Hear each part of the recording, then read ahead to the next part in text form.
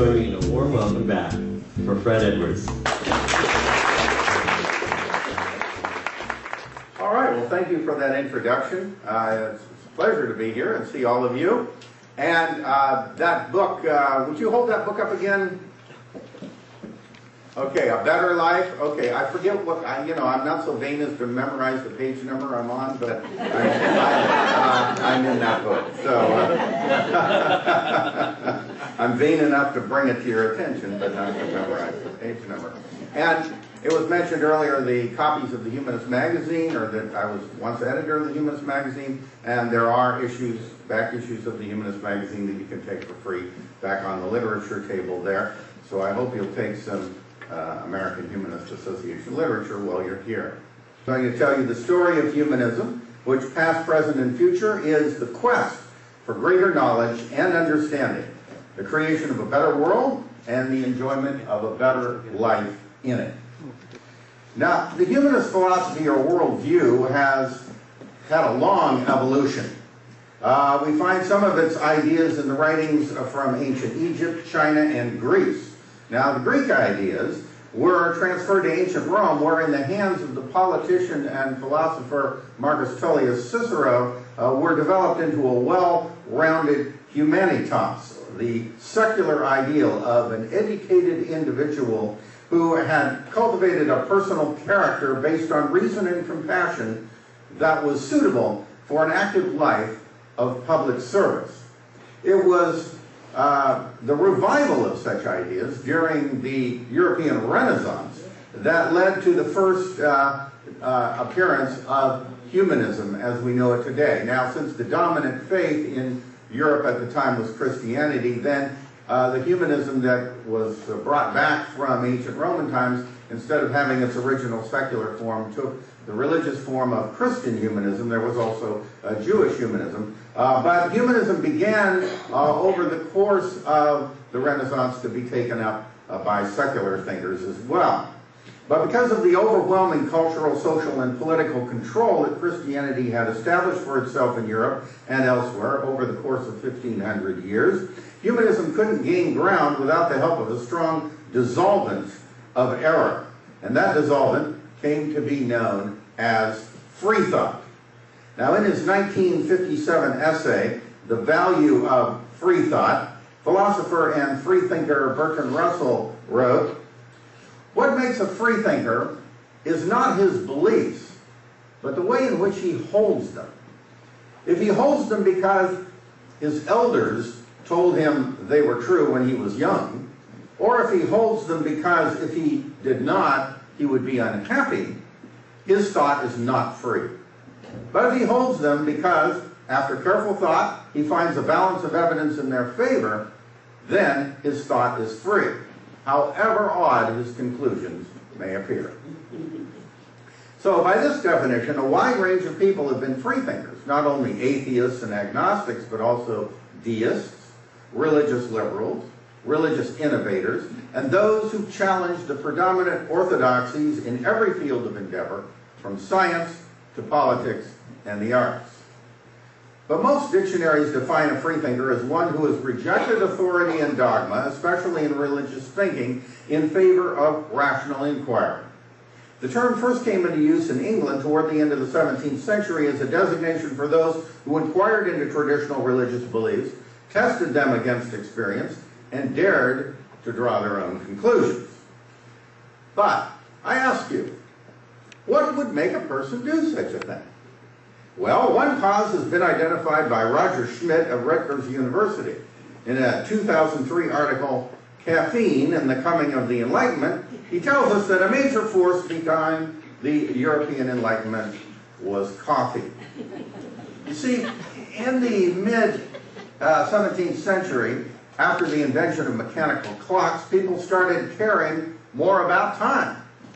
And after improvements in artificial lighting, such as candles with wicks at both ends, you've heard of burning the candle at both ends, Thomas Paine's smokeless candle, improved oil lamps, and uses of mirrors behind the flame to spread more light, people started burning the midnight oil.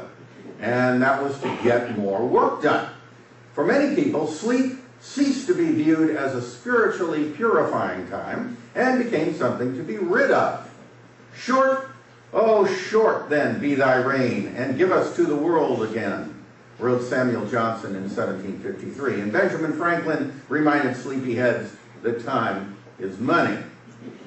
Naturally then, because of their ability to maintain wakefulness, coffee and tea became an integral part of the Enlightenment intellectual scene. Not only did thinkers stay up nights with it, but they met together in those great institutions of free thought, those catalysts of new ideas where great revolutions were hatched, the coffee houses. Thus, free thought became a powerful force in the task of clearing a path for humanism.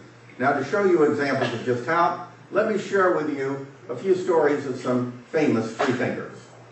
Elizabethan playwright Christopher Marlowe kept company with the leading intellectuals of London, many of whom were privately freethinkers. But then in 1593, when he began openly pointing out inconsistencies in the Bible, the government came to suspect him of heresy and conducted an investigation. They had his roommate tortured into giving evidence against him, and Marlowe was to be brought before the Privy Council. But that never happened, because he was killed in a tavern brawl that may have been set up to get him out of the way before he could testify against such important friends as Walter Raleigh. As for Marlowe's friend and competitor, William Shakespeare, his plays clearly show his familiarity with free-thinking ideas and with the ideas of the Greeks and Romans.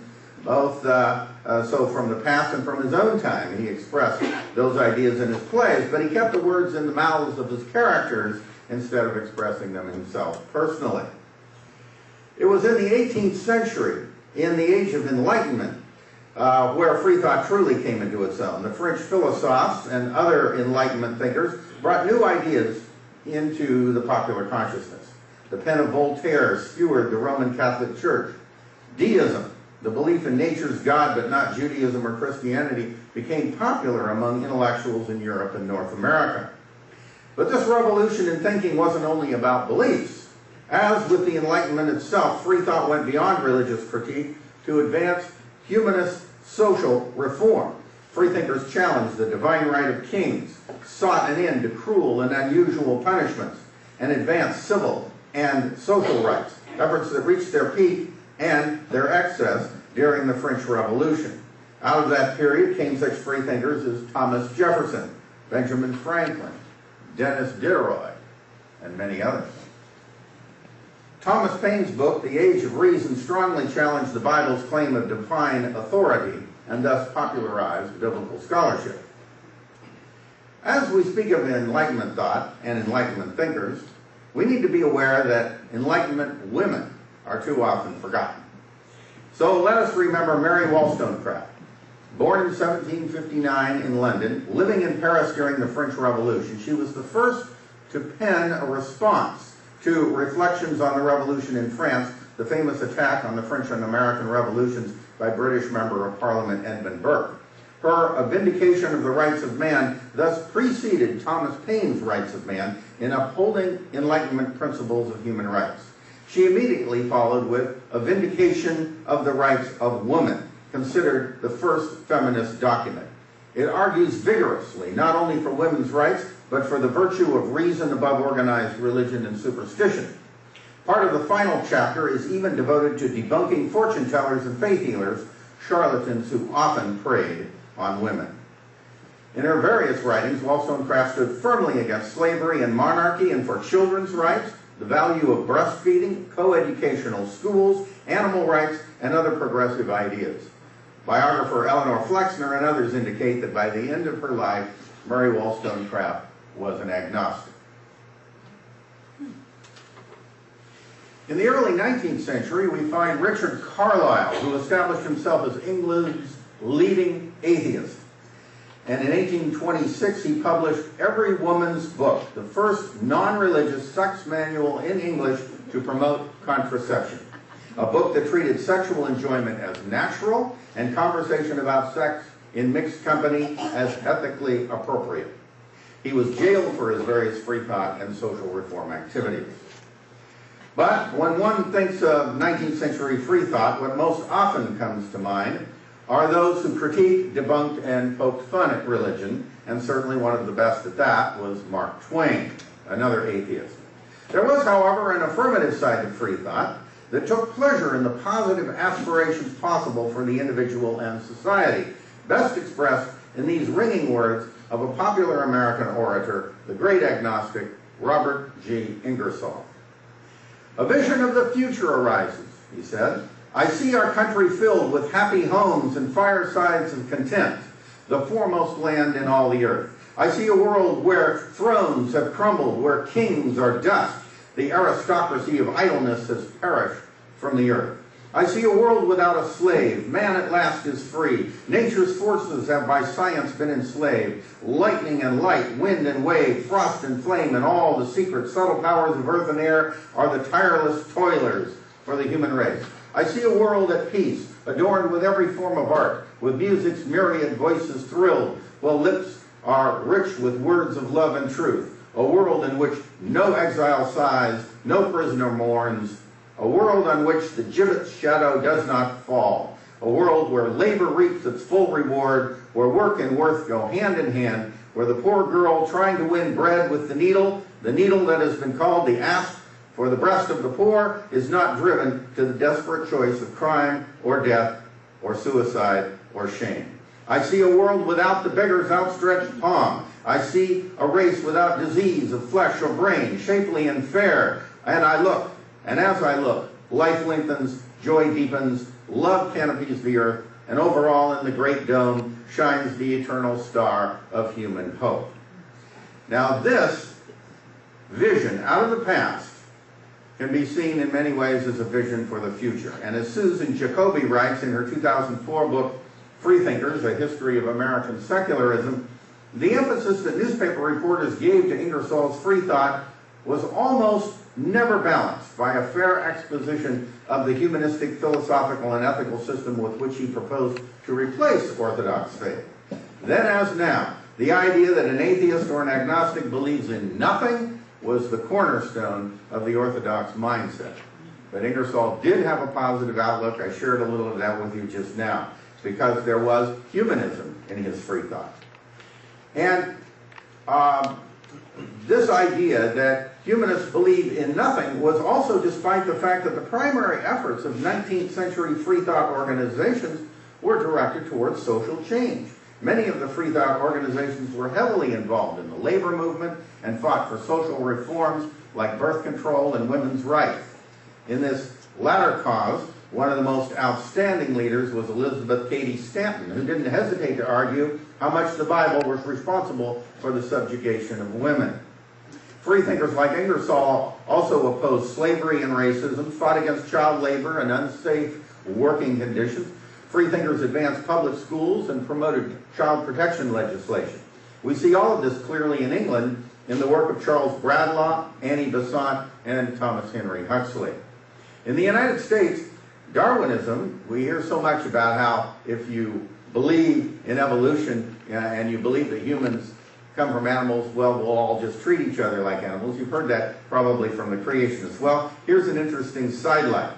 Free-thinking Darwinism played an important role in the development of the first child protection legislation.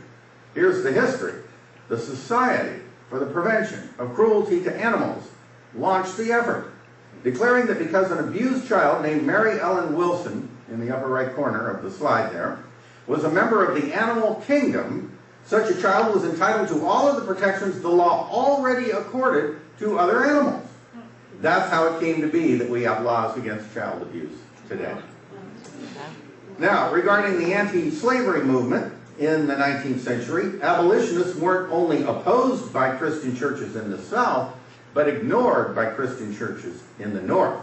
This caused a high level of anti-clerical rhetoric among leading abolitionists like Frederick Douglass. As a result, abolitionists were commonly decried by the public as atheists. How ironic it is, then, that today the abolition of slavery is viewed in the popular mindset as one of the accomplishments of Christianity. This focus on the relevancy of the philosophy made free thought a powerful force in American social reform. And so it was that reform became one of the defining characteristics of ethical culture as well. This is a picture of the inside of the New York Society for Ethical Culture in Manhattan. It still looks this way. Now, the ethical culture movement emerged out of Reform Judaism, free religion, and free thought to become a significant humanist force in the Northeast and St. Louis. And from its founding by Felix Adler, it regarded notions of God as irrelevant. Ethical culturists have made a long list of social contributions, including in the late 1800s of establishing schools for the children of the working class, campaigning against child labor, working for slum clearance and improved public health, and launching the Legal Aid Society. In the early 20th century, ethical culturists helped found the National Association for the Advancement of Colored People and the American Civil Liberties Union. It was in the opening years of the 20th century that an increasing number of liberal religious people, freethinkers, and academic philosophers began using the term humanism, a word borrowed from the Renaissance, to describe their human-focused, naturalistic worldview. Then, around the time of World War I, two non-theistic Unitarian ministers, pictured here, John Dietrich on the left and Curtis W. Reese on the right, joined together to promote humanism as a movement within Unitarianism. There it grew, as well as in academic circles, until the Humanist Fellowship was founded in 1927 at the University of Chicago, which became the Humanist Press Association in the 1930s and reemerged as the American Humanist Association in 1941. Following World War II, three prominent humanists became the first directors of major divisions of the United Nations. Julian Huxley of UNESCO, pictured here, Brock Chisholm of the World Health Organization, and John Boyd Orr of the Food and Agricultural Organization. Humanist secular organizations sprang up across post-war Europe. In India, an outspoken humanist, Nehru, became that nation's first president. Then in 1952, at the Municipal University of Amsterdam, Huxley chaired the first World Humanist Gathering. Over 200 humanist leaders from around the globe met and formed the International Humanist and Ethical Union, an organization that today represents millions of humanists worldwide. And it's also involved in social action projects in various parts of the developing world and is active in the Council of Europe and the United Nations. Speaking of the organization with which I've been most associated over the past 38 years, the American Humanist Association, first as a volunteer and then as a professional leader, activist involvements emerged almost from the AHA's origin in 1941. Throughout the 1940s and 50s, AHA humanists were involved in numerous civil liberties, birth control, and environmental protection cases tried in court. One of the most prominent of these humanists was Corliss Lamont, a philosopher who successfully stood up to the House Un-American Activities Committee and Senator Joseph McCarthy. Another was Vashti McCollum. Her U.S. Supreme Court victory in McCollum v. Board of Education established that the American public schools must be religiously neutral. She was later president of the AHA. Today, in the decade of the early in the decade of the 1960s, the AHA became the first national membership organization to endorse elective abortion. Also during the decade, the AHA and the American Ethical Union worked together to establish the rights of non-theistic conscientious objectors to military service. Prior to this, one essentially had to be a Quaker to stay out of combat. They say there are no atheists in foxholes. The atheists couldn't get out of the foxhole. AHA leaders also actively worked to establish memorial societies that offered alternatives to the traditional mortuary-controlled burial arrangements dominant at the time. As a result of this humanist advance, cremation and humanistic memorial services became more widely available and less costly.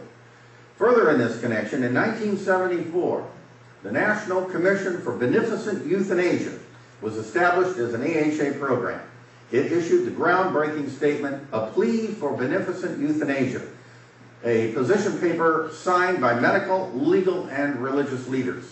Its aim was to, quote, transcend traditional taboos and move in the direction of a compassionate view toward needless suffering in dying. All of this was long before the activism of the Hemlock Society and Jack Kevorkian, and before the current growth and interest of right-to-die legislation. One of the things humanists have taken a great interest in is social action programs that have been used in the past as tools for religious conversion. Thus, in the 1980s, the Council for Secular Humanism developed secular sobriety, and the AHA developed rational recovery, two substance abuse recovery programs that offered secular alternatives to the more traditional religion-based Alcoholics Anonymous.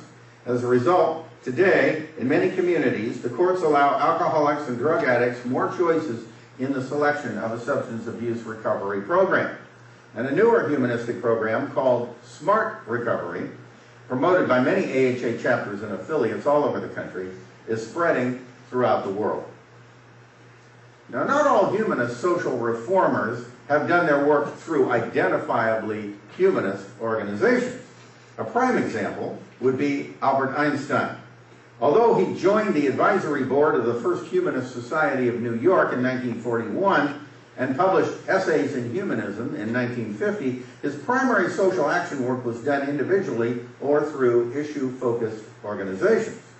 As his last act, Einstein joined his friend, philosopher Bertrand Russell, in the Russell-Einstein Manifesto, issued 60 years ago on July 9, 1955, which warned of, quote, the perils that have arisen as a result of the development of weapons of mass destruction, end quote, and calling for the abolition of nuclear weapons along with an end to war. The document closed with these unifying words: there lies before us, if we choose, progress in happiness, knowledge, and wisdom. Shall we instead choose death because we cannot forget our quarrels? We appeal as human beings to human beings. Remember your humanity and forget the rest. If you can do so, the way lies open to a new paradise. If you cannot, there lies before you the risk of universal death. This document was signed additionally by Max Born, Herman J. Muller, Linus Pauling, and numerous other leading scientists of the time. Its issuance directly led to the modern anti-war movement. And this was during the Cold War. Now, to many, all of this social action by non-theistic people makes no sense. They assume that atheism and humanism ought naturally to lead to nihilism. That if we live in an uncaring universe, a universe that provides no cosmically guaranteed values, then we ought to have lives every bit as value-free and valueless, every bit as uncaring as we believe the universe to represent. But in reality, the exact opposite is the case. As humanists see it, if the external universe doesn't care, then all the caring is left up to us. If the universe provides no a priori ideals of right and wrong, then we must find them within our collective selves. If we are ever to enjoy a better world than the one we were born into, we must roll up our sleeves and make it so. If there are no supernatural inducements, no beyond the grave carrots and sticks to inspire good behavior in others, we must initiate these inspirational activities ourselves. In other words, it's precisely because humanists are without God-given guarantees, without resources for tapping into some supernatural millennial rescue effort, that they are motivated to take matters into their own hands. And for those religious people who are just thinking of heaven, well, as you know, nobody polishes the brass on a sinking ship. They're just waiting for Armageddon. Well, we're not going to wait for it, and we're not going to let it happen if we can stop it. So if there is ever to be a heaven, humans will have to make it themselves. Life is a do-it-yourself job. Toward this end, today's humanists and humanist organizations like the American Humanist Association, the Center for Inquiry, and the Foundation Beyond Belief are bringing humanism to bear on the critical issues of our time and expanding the popularity of the humanist outlook. This changing viewpoint, this changing attitude of getting away from the philosophy and focusing on social issues is affecting the social and political landscape. Turning again to the American Humanist Association, because I have access to its data, here's an example of how humanist national organizations are expanding the public awareness and popularity of humanist ideas.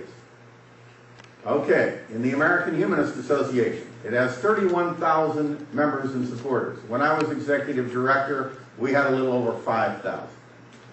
51,000 email subscribers, 452,000 Facebook fans, 32,000 Twitter followers, and 2 to 4 million average weekly reach. Now let me explain that, because the internet has made a big difference in the growth of humanism. The 2 to 4 million average weekly reach comes from Facebook analytics. When the AHA posts something on Facebook, the likes it gets result in a wider viewership, because then Facebook automatically shares the item with Facebook friends, putting it on their news feeds as well. And thus, the AHA's frequent posts multiply across Facebook week after week. The AHA is also expanding its work locally, as these grassroots numbers show. There are 190 chapters and affiliates of the American Humanist Association in 47 states, 271 humanist celebrants and chaplains to perform rites of passage, weddings, and memorial services, and so forth. Over $10,000 in microgrants have been given to local groups. There's a secular invocations program. You've heard all that talk about how there are these city councils and so forth that want to open with a prayer, and then there was a Supreme Court decision that says, well, you got to give equal time to the other side. Well, humanists have become very active in participating in invocations, opening city council meetings, and have developed a whole bunch of secular versions of invocations, because after all, who would we invoke, right? So, but we came up with a way to do that. So, and then we have humanist celebrant training courses online, so that people can learn how to perform weddings, memorial services, and child welcomings, and so on, doing this through the Humanist Institute. Beyond this, the Appignani Humanist Legal Center is changing the legal landscape. Just look at all this activity. In July alone, the Appignani Humanist Legal Center achieved 4 church-state legal victories, one of which got humanism added to the Federal Bureau of Prisons Manual of Inmate Beliefs and Practices, so that humanist groups can more readily be formed within prison walls, and so that Darwin Day can be recognized as an authorized observance for humanist inmates. Meanwhile, a number of organizations in our movement are lobbying Congress, conducting congressional briefings, and in other ways making politicians aware of our rights and the legitimacy of giving humanism a place at the table. And back on the literature table, I have this brochure that talks about the Center for Free Thought Equality, which is the American Humanist Association's division that focuses on the lobbying aspects. That's not really part of the AHA per se. It's a 501c4 organization. It's not tax exempt because it engages in political activities. But more importantly, humanism offers a positive alternative to traditional religion, one that's really starting to take off. Soon signs like this will end in words like, which do you think is better? Because we see from traditional religion on the one side, at least by Christianity, that we're told that we're sinful and evil and hopeless and that we need God. But humanists have a different view of our humanity expressed on the right. And finally, we just won't need to mention the traditional religious side at all. All right, so now let's turn up the lights, because I want to talk to you now a little bit about what those positive humanist ideas are. All right, to begin with, humanism is one of those philosophies for people who think for themselves. There's no area of thought that a humanist is afraid to challenge and explore. There may be ideas we don't want to waste our time on, like debunking some of the books that I saw in a recent New Age store that we went into yesterday. Humanism is a philosophy focused on human means for comprehending reality. Humanists make no claims to possess or have access to transcendent knowledge.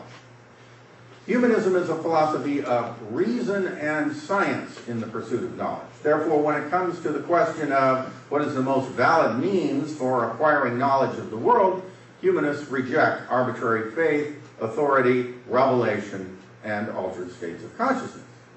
But humanism is also a philosophy of imagination. Humanists recognize that intuitive feelings, hunches, speculation, flashes of inspiration, emotion, altered states of consciousness, and even religious experience, while not valid means to acquire knowledge, remain useful sources of ideas that can lead us to new ways of looking at the world. These ideas, after they've been assessed rationally for their value, can then be put to work, often as alternative approaches to solving problems. Humanism is a philosophy for the here and now. Humanists regard human values as making sense only in the context of human life rather than in the promise of a supposed life after death.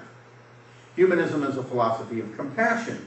Humanist ethics is solely concerned with meeting human needs and answering human problems for both the individual and society, and devotes no attention to the satisfaction of the desires of supposed theological entities. Humanism is a realistic philosophy. Humanists recognize the existence of moral dilemmas and the need for careful consideration of immediate and future consequences in moral decision-making. Moral living is oftentimes difficult. Humanism is in tune with the science of today.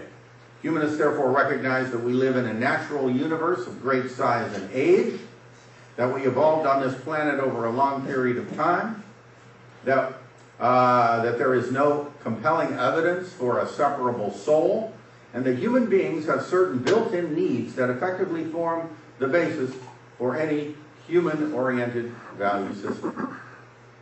Humanism is in tune with today's enlightened social thought.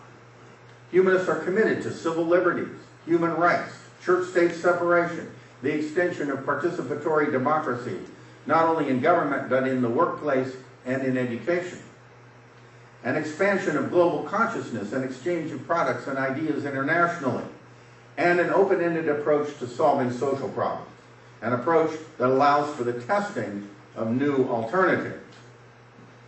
Humanism is in tune with new technological developments. That is, humanists are willing to take part in emerging scientific and technological discoveries in order to exercise their moral influence on these revolutions as they come about, especially in the interest of protecting the environment.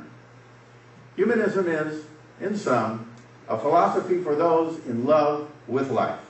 Humanists take responsibility for their own lives and relish the adventure of being part of new discoveries, seeking new knowledge, exploring new options. Instead of finding solace in the prefabricated answers to the great questions of life, humanists enjoy the open-endedness of a quest and the freedom of discovery that this entails.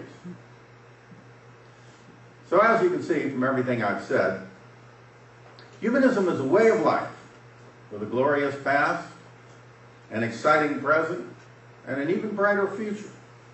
Indeed, just think how much better the world would be if humanist ideas made up the dominant view. More and more people today are becoming inspired by this prospect. They're joining organizations, forming local groups, attending conferences, and spreading the word. Large numbers are contributing money and naming humanist organizations in their wills or other estate plans because we know that humanist change will take more than one lifetime. Clearly, we humanists are here to stay. And we're not only here to stay, we're here to thrive. We're not only here to thrive, we're here to rise. Let reason and compassion prevail.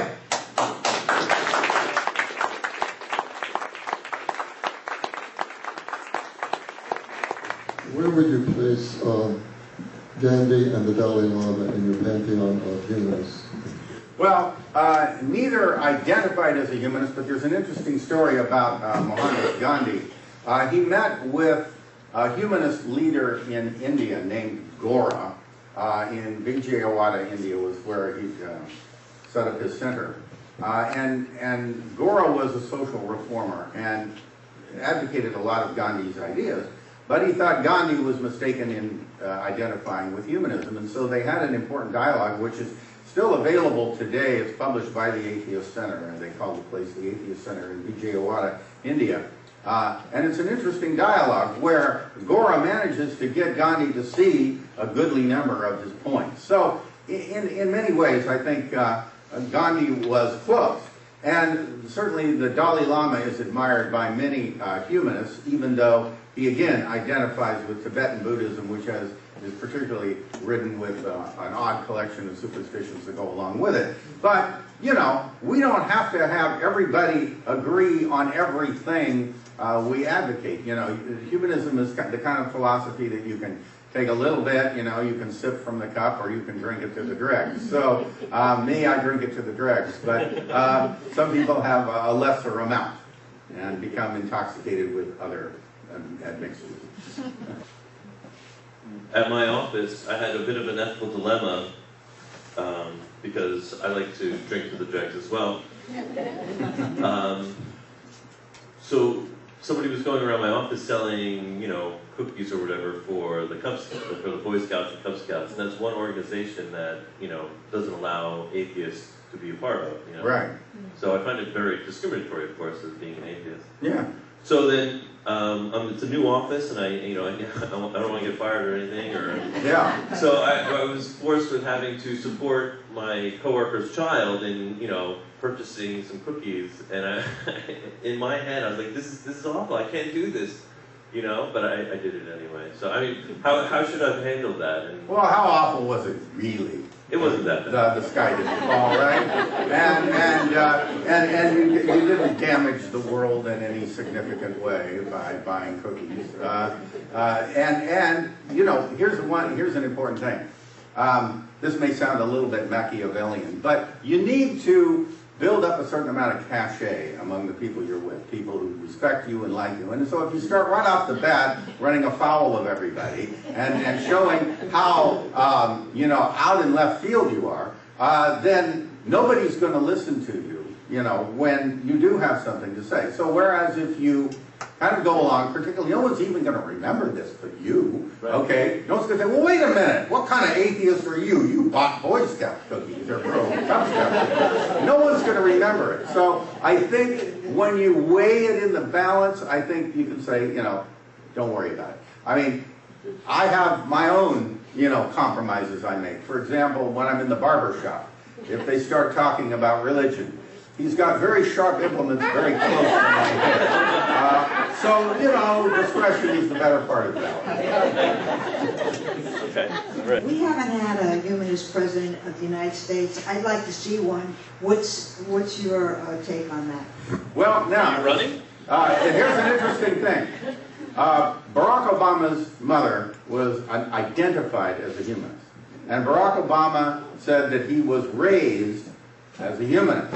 Okay, but then he became a community organizer in Chicago, and that's what led to his political career. And community organizing, you have to meet and with all sorts of people, and if he's trying to do work in the black community, well, the black churches tend to be the gathering place for all of that. So you have to, if you're going to be effective in that community, you can't offend, and sometimes you have to make the right religious noises. So what does Barack Obama really believe? I don't know, but here in his inaugural address, you know, he made references to non-believers. No other president had done that. He acknowledged that we exist because he was raised that way. Okay, so you know, he's humanistic. That's pretty good. All right, and all of these things, little chipping away, are a step in the right direction. In other countries, it's not such a big deal. You don't have to wear Christianity on your sleeve to get elected. In fact, it makes you look kind of foolish in most countries, but particularly in the global north. But you know, in this country, we're very peculiar this way, and so if you're gonna be in the game, you got to play to win. And so it'll be a while before we get a forthrightly non-theistic, atheist or humanist or agnostic president. But keep in mind, I keep getting surprised by the rapidity of change. How many of you were expecting to see same-sex marriage legalized in your lifetime? I mean, come on. You know, who saw that one coming, right? So the point is that many of the techniques that have been developed by the gay rights movement can be used by our movement. And sometimes once change gets a-going, it feeds on itself and it snowballs and becomes more and more rapid. So I'm not going to say how long we have to wait. It might be a shorter time than I imagine. I just wanted to relate two short stories in this vein. One is, you talked about the influence of coffee and caffeine on humanism. And for those of you who weren't here in the earliest days, when Ron Steelman and I founded this group, we were born in a coffee house, this group, and we actually spent our first 3 years or so meeting in a coffee house. Our monthly forums were at the House of Coffee, just down the road at the Galleria, and it took us a while to find a nice quiet space like this where we could. Where we didn't have to shout at each other to be heard over the cappuccino machine. So, yes, coffee has a lot to do with humanism. I work very closely with a fellow out in Arizona. We've never met face to face, but we talk on a daily basis, and we're constantly exchanging information. And he's one of my major sources in the meetings that I lead. And at one point, I had some sense that he was a fairly, conservative, Sarah Palin's America sort of guy. But at one point it started with gays in the military, and then within 30 seconds it was, yes, I'm an atheist. And I decided that I was gonna just be very forthright with this guy, mostly to show, because I'd known him for a while, to give him a data point, to give him an example of someone he already liked, someone that he had a relationship, who was an atheist, who was happy with it, was proud of it, and who would come out and say, yeah, we can be reasonable people, and we can be likable people, and we can be trustworthy people. And so I came right out with it, and then spent the next, few minutes saying, and the nice thing about the way we work and the way this country is put together is we can continue to be effective and work together towards common goals, and that has continued to be true for the past year. He is a very conservative guy, and he is a very liberal and irreligious guy, have gone on as if we didn't skip a beat. And I think that was sort of one of my proudest moments as a humanist evangelist, if you will. And so I encourage you, when you see the opportunity, especially when you've already established that relationship, if you can, I mean, you don't want to necessarily try and catalyze it, in an unnatural way. But when the opportunity arises, and when you have that choice, do I stay in the closet or do I come out and say, this is who I am?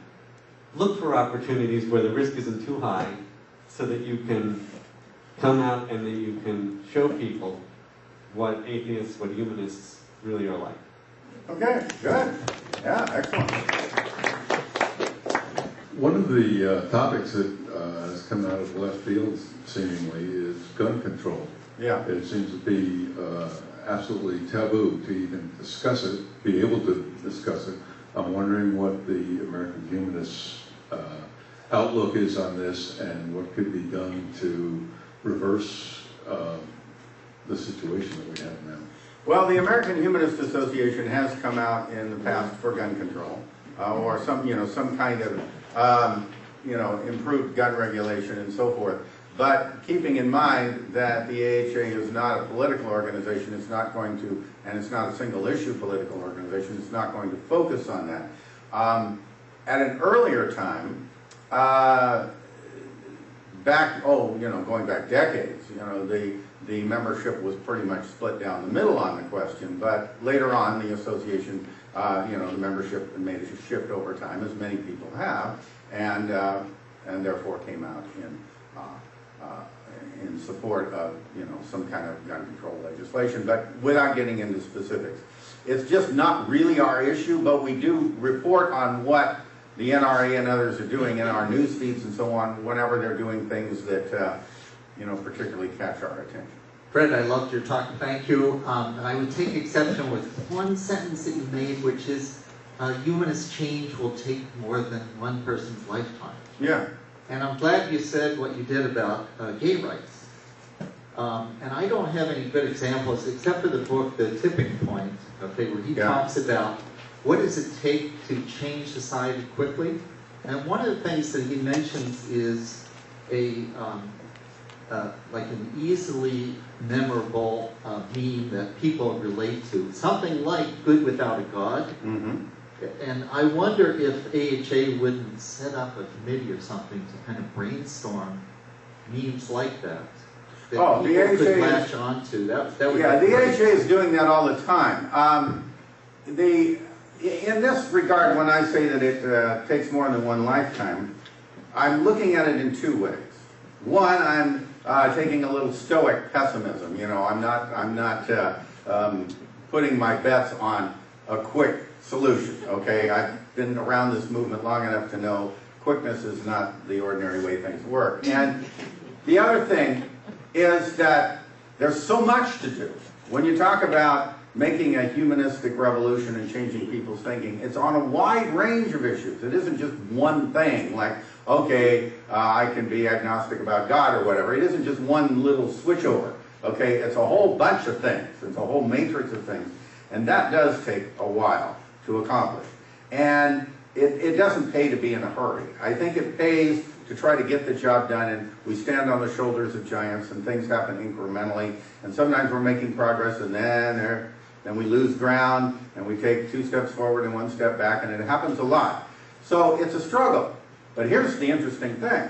It's a fun struggle. It's a mighty struggle, because we human beings, as I say in my article in that book, that we are built for struggle. That this is what makes our lives meaningful. When people talk about, oh, what's the meaning of life? If you humanists don't believe in God, what's the meaning of life? The meaning of life is to work for things you value, to strive to accomplish something, whether it's in the arts or literature or politics or social movements or philosophy or on the job or whatever it is.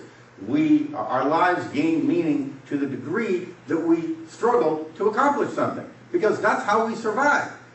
For most of human history, life has been nasty, brutish, and short. And for most of humanity on the planet today, it continues to be that way. And so, why do we keep having children? Why do we keep surviving? Well, yeah, we probably should stop having children. But the point is, what keeps us going on? And it's because we evolved for this. We evolved to live in a life situation that was pure struggle.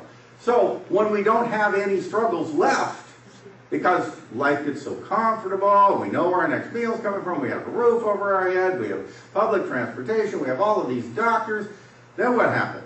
We get bored, and then we need to come up with a struggle, like a cat playing with a mouse. You know, a cat in the wild will just eat the mouse, but a cat that's well fed will play with the mouse and play with the mouse. And that's what we do. We play with the mice. We argue with our relatives, we argue with our neighbors, we worry about petty things and the Kardashians and whatever, and so on. We could be devoting this love of struggle, this love of accomplishment to other more important things. Because, in a way, it's a good thing that it won't happen in one lifetime. It's going to give a number of generations something to do. So. We have recently read articles about an organization that started 3 to 4 years ago called a Sunday Assembly. Yes. And I'd like to know how the Humanist Society, or the Humanists involved. Okay. The founders of Sunday Assembly, we did a cover story on them in the Humanist magazine a few issues back, and we featured a Sunday Assembly program at an AHA conference recently, and Sunday Assemblies have grown up. I think probably the easiest way to describe what Sunday Assembly is, if you want to contrast it to, say, Unitarian Universalism or whatever, is all the fun of church with none of the doctrine. Okay, so they sing songs and they have a little homily that's very practical. They're all pretty much godless people, but they don't really talk about that. They just have a good time on Sunday mornings and build a certain amount of camaraderie. But most of them are not so well established like UU churches that they really have a solid community. So it's kind of a more superficial type of thing, but it's what that group wants, and it's a lot of young people. So when you say, well, you know, where are the young people? Well, they're going to Sunday Assembly, all right? So, and it's great, and many of the Sunday Assembly groups have become chapters of the American Humanist Association because they do identify with our philosophy, though it is another expression of humanism. There are a lot of humanist organizations in our movement, and the more the better. When there can be all of these varieties and brands of Christianity and Judaism and Islam and everything else, why not varieties and brands of humanism too? Why not a humanist group on every street corner? Nothing wrong with that. The more the merrier. I'm all for what they're doing. Speaking about spreading the word without being offensive. Yes. I'm old, and I belong to a group of old nurses who get together once a week. Mm-hmm. And there are 8 of us, and almost all of them are religiously based people. Mm-hmm. And I am not, but I love to bring up subjects about being a humanist and the good things that we all do, so that they understand that it's not just church-oriented people who do good things. And that's important, and it's important that when there are issues where, you know, like there's a relief effort or there's a major effort, there's been a tragedy and a lot of people come out, it's important for the humanists to be there and to show the flag when they're there, to say, I'm a humanist and I'm here to help as well. And many times when they have one of these services after some tragedy, and the services tend to be led by clergy, more and more now humanists are saying, we want to be involved in those too, and we want to have one of our speakers on the platform that we're involved to, we care to, and we need to get people to become more familiar with us.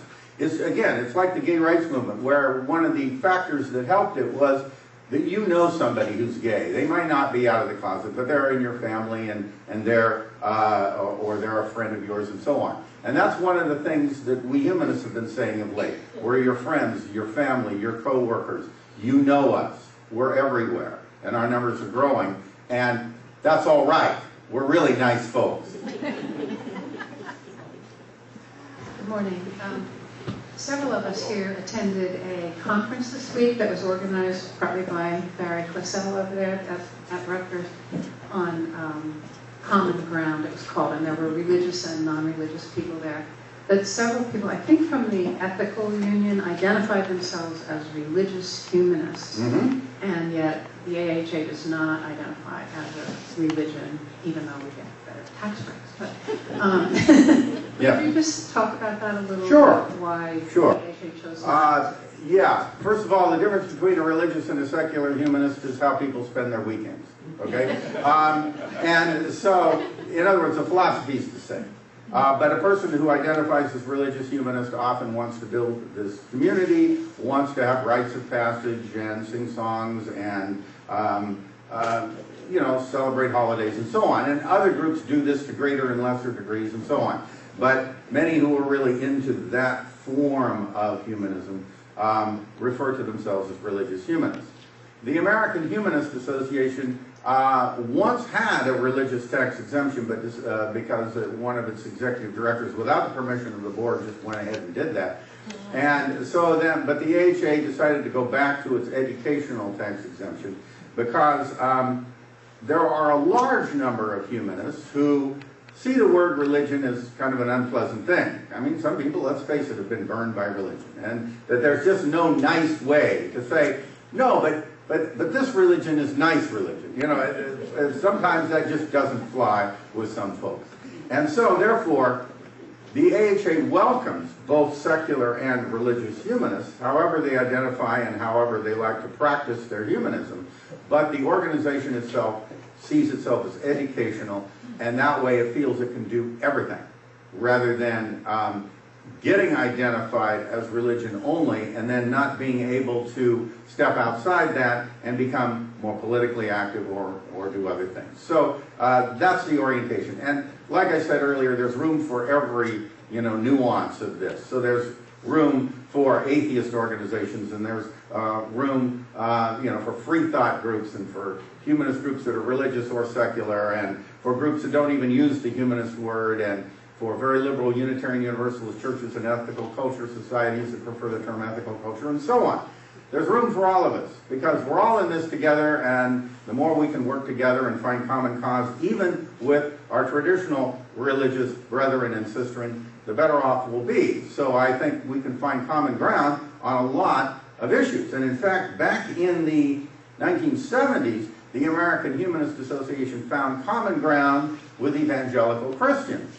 And how did we do that? Well, because they were trying to put transcendental meditation in the public schools, and that's religion in the public schools just as much as prayer is. You know, it is a religious thing. I'm not saying that meditation per se is necessarily religious. It can be decoupled from that. But this wasn't. This was TM. And it was being brought into the public schools, and of course the evangelicals were against it. Well, so were the humanists. So we actually worked together with them. And that's why you don't see it in our public schools today. So I wanted to ask a question about humanists serving families with children. Mm-hmm. How much of an effort has there actually been made in the past to do more of that? And what do you see as our, going toward the future, how can we serve families with young children better? Well, the way you do it is more of the groups like this need to have child care programs. Because, here's the thing, a lot of people think, well, now why should we have a child care program at our local group meetings when we, you try to teach children humanism, but, the payoff is a long way off, and so we don't see revenue coming in from this, and it doesn't sound practical. But wait a minute, the only way you're going to get family-age people rather than retirees is if you, because we tend to miss that whole middle family group. We tend to get the kids in college, they love to be rebellious, and so they love our ideas. And then you get the retirees, because now nobody can fire them for expressing these ideas. But that family group in the middle, we don't tend to get in many of our meetings and things. And so the board of directors of the American Humanist Association voted that even if it kills us financially, and it always does, we will have child care programs at all American Humanist Association conferences so that we can bring in families, and we are developing family programs. There's the Kochar Humanist Education Center, which focuses on developing humanist curriculum for children that can be used in liberal churches, that can be used in Sunday schools, that can be used in groups like this, and so forth.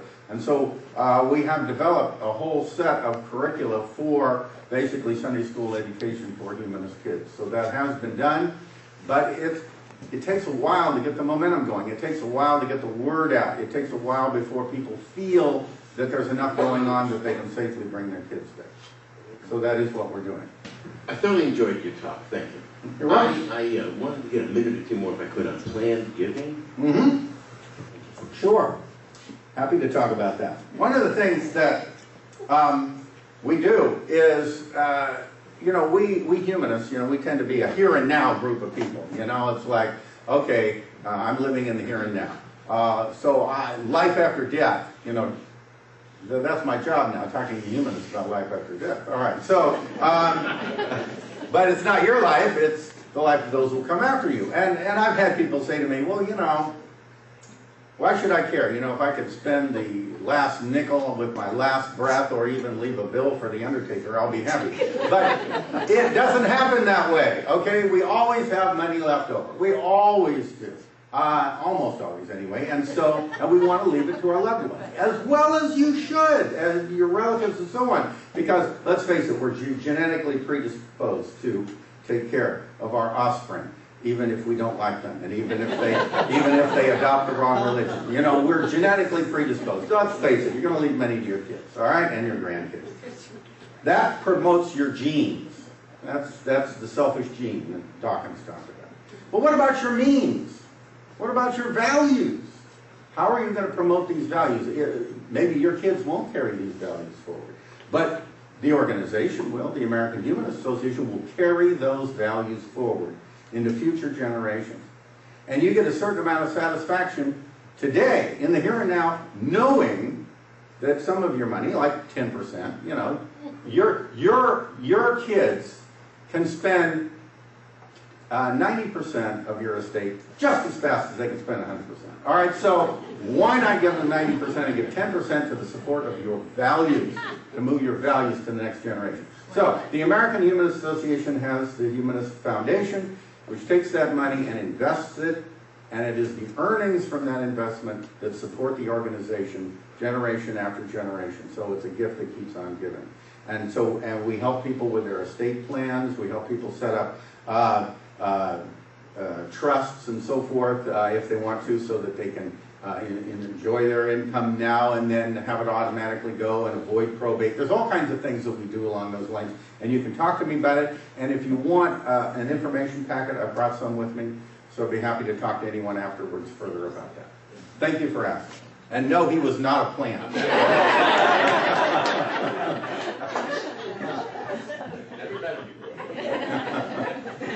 My question, which I really never seem to get answered anywhere, is what is the humanist view, answer, thoughts on the unequal distribution of things such as wealth and health and the right to live in peace as opposed to war in the world? All right. That's really in a way, the whole crux of where the philosophy wants to go. That's the end game. That is this. That we have and have had throughout human history haves and have-nots. And the haves have always been this small group of people. And the have-nots have oftentimes lived in desperate poverty. And so the whole aim is, first of all, you start with things like, all right, the gay rights movement, for example, and any other disenfranchised groups. And you say, all right, now look, we need to expand the concept of us so that it includes more and more of them. Okay, so that we don't have the other, people of this race and not that race and whatever, that we're focused on this kind of more global thinking, this more universal thinking. This whole business of nationalism and national boundaries, that's a particular phenomenon of recent history. Things weren't always that way, but there have always been empires and so on, and people identifying with these labels. But the thing is, we need to make our governments, and in many ways ourselves, reach out and realize the humanity in all of us, in all of the world, and that other people's sufferings are not caused because of their own stupid fault. Once in a while, yes, but you know, to just sort of write off whole swaths of people because we think they deserve their poverty or their suffering or whatever, that's wrong. So humanists have always supported increased enfranchisement of women, enfranchisement of people of color, enfranchisement of gays, and so forth. And we would like a little more enfranchisement of ourselves, too, that it should be okay in this country to be a godless heathen and be thought okay. But, you know, so we know what that feels like to be on the outside, and so therefore we identify with the sufferings of others who are on the outside, and that extends even to those in our prisons and in many other places. So it isn't necessarily, I wouldn't call it an equalizing and leveling effort. I think, you know, there are differences in talents, and these things tend to get recognized by people no matter what you do.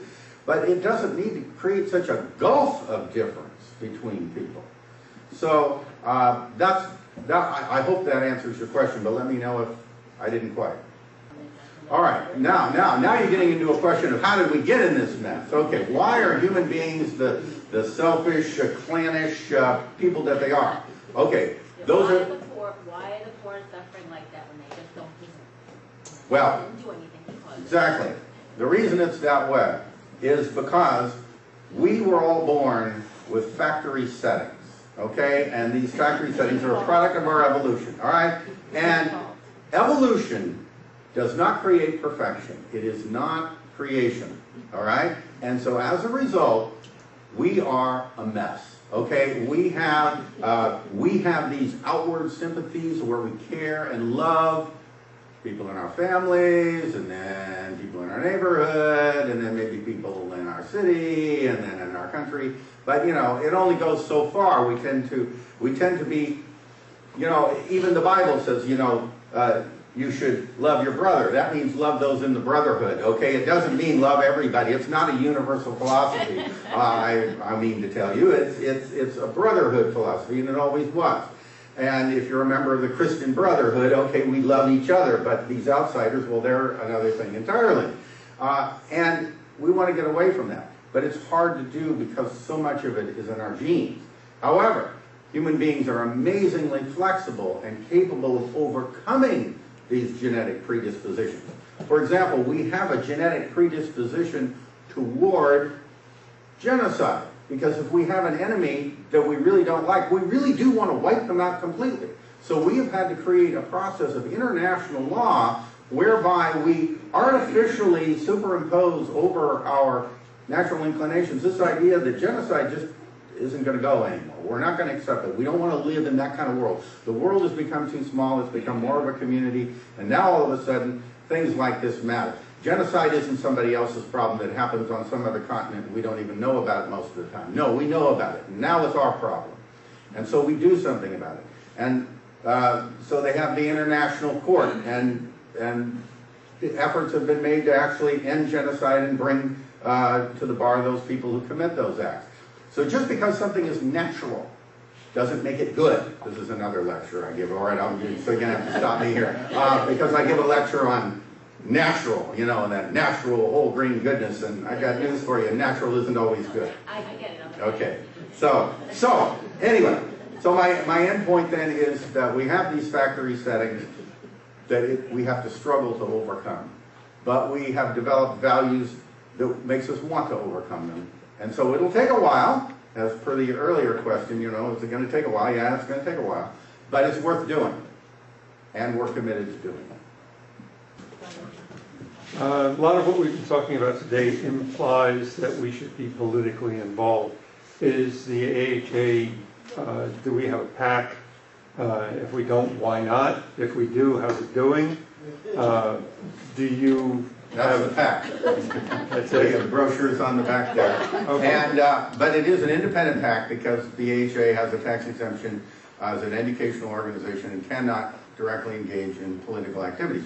We can engage in social cause advocacy, but not lobbying for political candidates for public office. But the PAC can, and so we do. There isn't any requirement or assumption in membership that you're going to be involved in the political activities, but if you want to be, they're there. All right, well, thank you very much. Big round of applause.